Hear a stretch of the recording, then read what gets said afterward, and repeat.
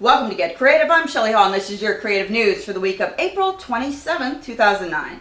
This week's edition is brought to you by Marksware, the leading developer of pre-flighting, data extraction, and conversion software. Here is this week's Master in a Minute.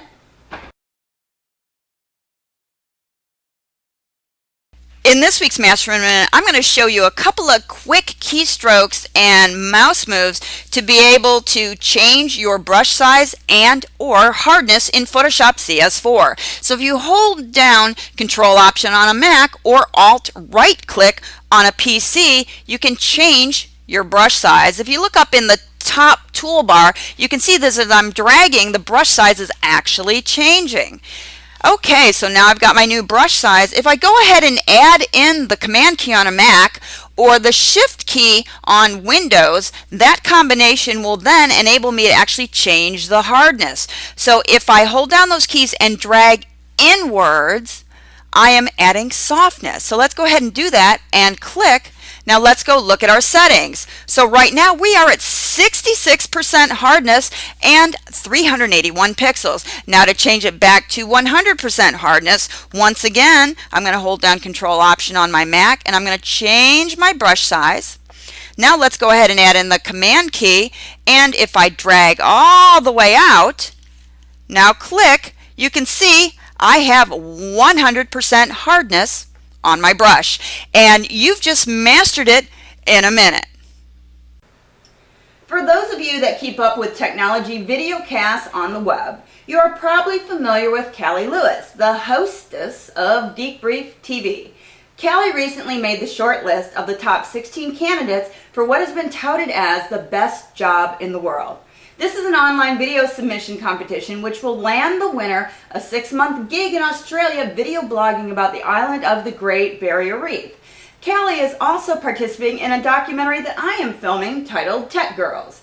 I recently had an opportunity to catch up with Cali during South by Southwest in Austin, Texas, where she talks about Australia, her brand new audio podcast, and gives us her thoughts on this season's American Idol competition. Take a look. Lots to talk about. So I'm here for South by Southwest. I'm not actually attending South by Southwest. I am here for an award ceremony, the Texas Social Media Awards, put on by Austin Statesman, the newspaper. And I'm a winner there. So I'm going to be accepting that award tonight. And then I'm heading out to LA tomorrow.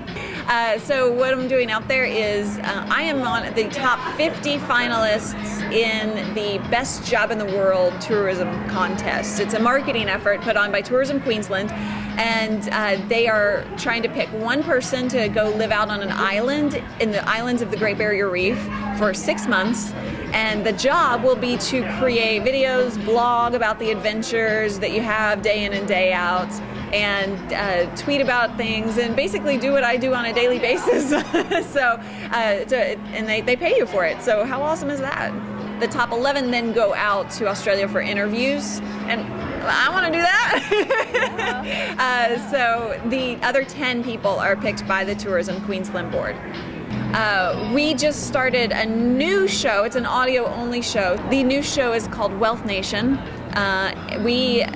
We've always wanted to do an audio show, and our friend that we met last year, we've become really close. His name is John Posazides. He has had a really, really successful business career. He retired at age 30, knows a tremendous amount in pretty much every area, and he's always getting asked for advice. So he wanted to help people. He wanted to do a show and figure out how to help people. So we kind of came up with this idea for Wealth Nation, and so people will call in via Skype and ask their questions, and he and us in our area of expertise, podcasting, can help people have a fulfilled life. So it's not just about money, it's about wealth in all areas of life and having a balanced life. Have you got any predictions for this season of American Idol? I think it's either going to be Adam. Well, I call him Adam. Sorry, that's not his name. Adam. I don't know what his last name is. I don't know why I call him Adam. From the moment he got on the show, I was like, that's Adam. Maybe one of the judges called him Adam. I don't know. And the other guy, Neil. Danny. I love Danny. Danny's awesome. Yes. Yeah. It'll be a girl this year. We wish you all the luck in the world. Thanks. And it's great catching up with you on our 3 to 6 months. It's been so long. Yeah. And I'll catch up with you again probably in about 3 to 6 months. Sounds good. And when I'm in Dallas, I will give you a buzz and hopefully we can hook up. Definitely. Thanks, Callie. Thanks, Shellie. So, Kelly and the other contestants will be heading to Hamilton Island in Australia from May 3rd to the 6th for the Best Job in the World's final selection process. By the way, Kelly is the only contestant from the U.S. to make the final cut. Get Creative wishes Kelly all the luck in the world during her upcoming trip down under. To check out Kelly's video submission and to see the other contestants too, head to www.islandreefjob.com. Also during my visit to Austin, I was able to catch up with one of my favorite artists, Drew Mounce. Drew is one of the most original artists that I know, and I own several of his unique paintings. Drew invited me into his studio in Austin to give me a sneak peek at some of his newest creations. Check it out. Hey, Drew. Hello there. How you doing, Shellie? I'm good. I love the new stuff that you've been making. The colors are so vibrant, and I'd like for you to tell your viewing audience a little bit about your art, where you get your inspiration, and what your process is about getting creative. How do you get creative, Drew Mounce?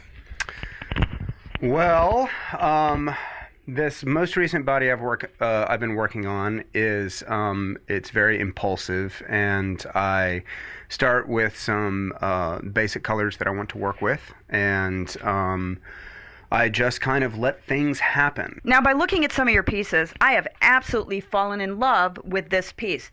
Tell us about where did you get the inspiration? How do you come up with this amazing idea? The initial inspiration came from watching TV during the opening ceremonies of the Olympics and the Bird's Nest Stadium being backlit with green lights during one of the night scenes. And it kind of inspired me to do this geometric kind of piece. I actually own a few of your pieces, which I absolutely love. So if you folks are interested in getting some great art, check out lefthandart.com. Now, what do you have up there available besides originals? If folks can't really scramble up the bucks for, the big original but want the same caliber, what can you offer them? Well, I have limited edition Giclée quality prints available of my original artwork as well, and all of that information is on my website. All of those prints are produced with archival quality materials and are archivally guaranteed for 80 years or more if you keep them out of direct sunlight, which means the inks won't fade for that long. But there I do have the prints, and I have small prints, medium-sized prints, and then I have prints that are almost as large as the original pieces as well. Where can we see you this coming year? You're going to be hitting any art shows? Anything coming up? Well, I'm from Texas, as you know, and I'm doing a show in Denton at the end of April, and then I'm doing a show in Fort Worth in September, and then another show here in Austin in December. Well, you heard it, and you can get your first look at Drew's art at lefthandart.com. This is Shellie Hall with Get Creative and Drew Mounce with Left Hand Art. Take care. Bye-bye. So be sure to check out lefthandart.com to see all of Drew's beautiful artwork. So that's all the creative news I have for the week of April 27, 2009. Special thanks to this week's sponsor, Markswear. Be sure to check out all of our Get Creative videos at getcreativenews.tv. This is Shellie Hall with Get Creative. Take care.